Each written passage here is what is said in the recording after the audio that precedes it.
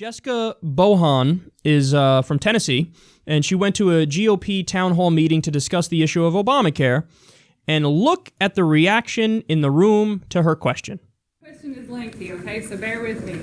My name is Jessie Bohan, and I'm in your district.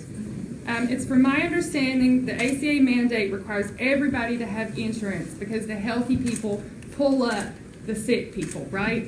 And as a Christian, my whole philosophy in life is pull up the unfortunate. Yes. Okay? So the individual mandate, that's what it does. The healthy people pull up the sick. Yes.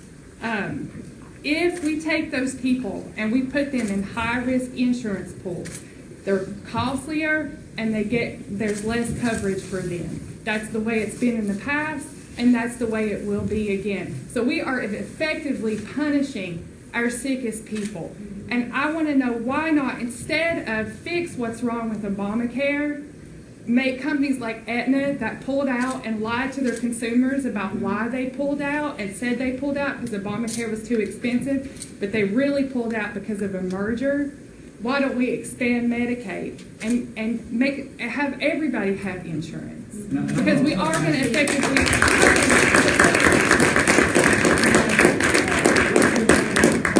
Okay, so all of that was true. Aetna pulled out of Obamacare not because, we're losing so much money because you gave us a monopoly on the fucking marketplace and more people are giving us money.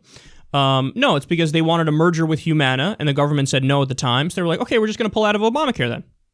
So they're trying to bully the government, push the government into approving a merger, even though the merger would make the cost of healthcare higher and the quality worse. So she's calling that out. She's saying, look, Obamacare has its flaws, but it's better than what we had beforehand. And then she argues effectively for a single-payer system.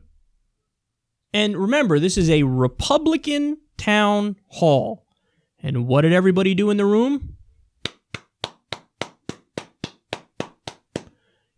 Even the Republicans.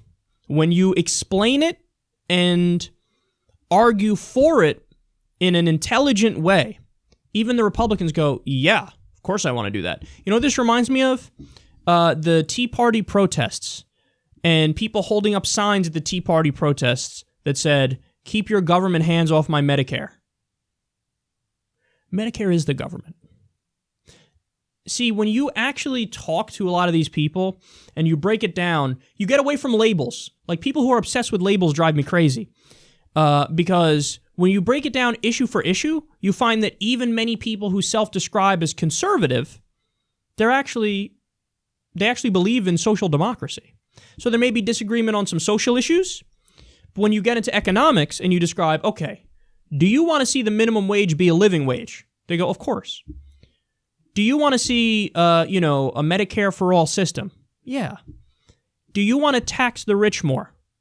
Yeah.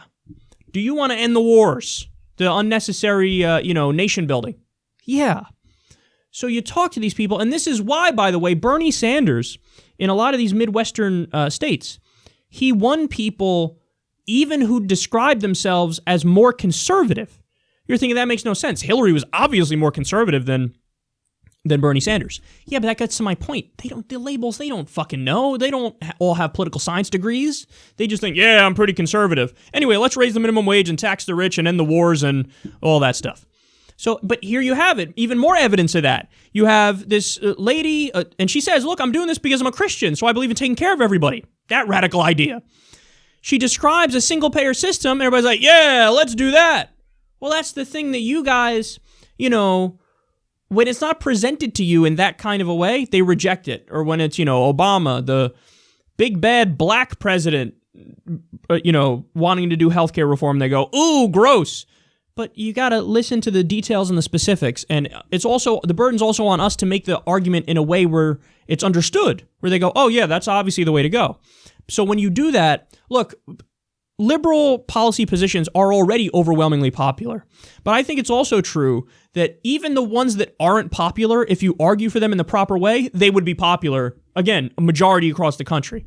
So I love this clip because you just saw a room full of Republicans cheering single payer. And that actually gives me hope moving forward that we can make some of the necessary vital changes that we need to make.